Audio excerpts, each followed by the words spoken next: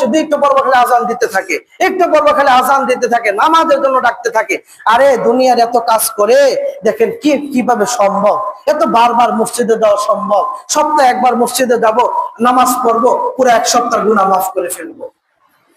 সবে বরাত আসবে, সবে করাত আসবে, রমজান মাস আসবে, ইবাদত বন্দেগী করে পুরা সমস্ত গুনাহ মাফ করে ফেলবো, এমন কোন দলিল আছে নাকি? আছে? এরকমের এইটাও কিন্তু এক ধরনের কোরআন হাদিস নিয়ে উপহাস করা, আল্লাহর বিধানকে নিয়ে উপহাস করা। এরপরে দেখেন আরেক শ্রেণীর মানুষ আছে যারা ওই গণকদের কাছে হাত দেখায়, জাদু টোনা বিশ্বাস করে, এদের ঈমানও থাকে না, এদের ঈমান নষ্ট হয়ে যায়। সূরা বাকারার 102 নম্বর আয়াত আল্লাহ তাআলা বলেন এই ব্যাপারে। সময় তো কম, অনেক কথা বলা যাইতেছে না। তো দেখেন আল্লাহ তাআলার বিধানকে অবমাননা করা, আল্লাহ তাআলার বিধানকে না মানা, এটা আমরা আমলে কিন্তু পরিণত করতেছি। আমলে কিভাবে পরিণত করি দেখেন, আজান হয় আমরা মসজিদে আসি না, আল্লাহ তাআলা যাকাতের বিধান দেয় যাকাত দেই না, আল্লাহ তাআলা রমজানের বিধান দিয়েছে রমজানের রোজা রাখি না, আল্লাহ তাআলা হজের বিধান দিয়েছে হজ ফরজ হওয়া সত্ত্বেও আমরা হজ পালন করি না, আল্লাহ তাআলা দান সদকার বিধান দিয়েছে আমরা দান সদকা করি না। আমরা বলি দান সদকা করে কমে যাবে, 100 টাকা আছে 10 টাকা দিলে 90 টাকা হয়ে গেল, দান করলে তো কমে গেল, সুদে টাকা লাগালে টাকা বাড়ে, ওইটা হলো লাভ্যাংশ, সুদের কারবারি করো বেশি বেশি, তোমরা টাকা পাইবা বেশি বেশি। কথা বলেন, আমাদের কথা এরকমের না?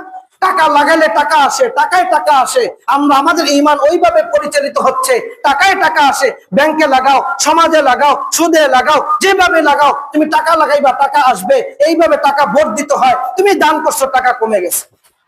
কিন্তু আল্লাহ তাআলা কি বলেন? দান করলে তোমার সম্পদ বাড়লো, সম্পদের হেফাজত হইল।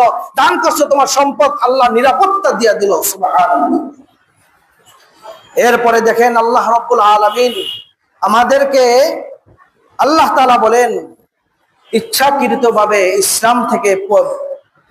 ইসলাম ত্যাগ করা, ইচ্ছাকৃতভাবে ইসলাম ত্যাগ করা, এরকম বহুত অহরহ আছে, অনেক অনেক আছে, যার প্রমাণ অসংখ্য দেওয়া যেতে পারে। দেখেন এখন ঈমান হরণের ব্যাপারে আমরা বেশ কয়েক জুমা আগে, হয়তো কয়েক মাস আগে, বাংলাদেশে একটা অবস্থার সৃষ্টি হয়েছিল ইসকন নামক একটা প্রতিষ্ঠান থেকে। আমরা অনেকে শুনছি যে মানুষদেরকে হত্যা করতেছে।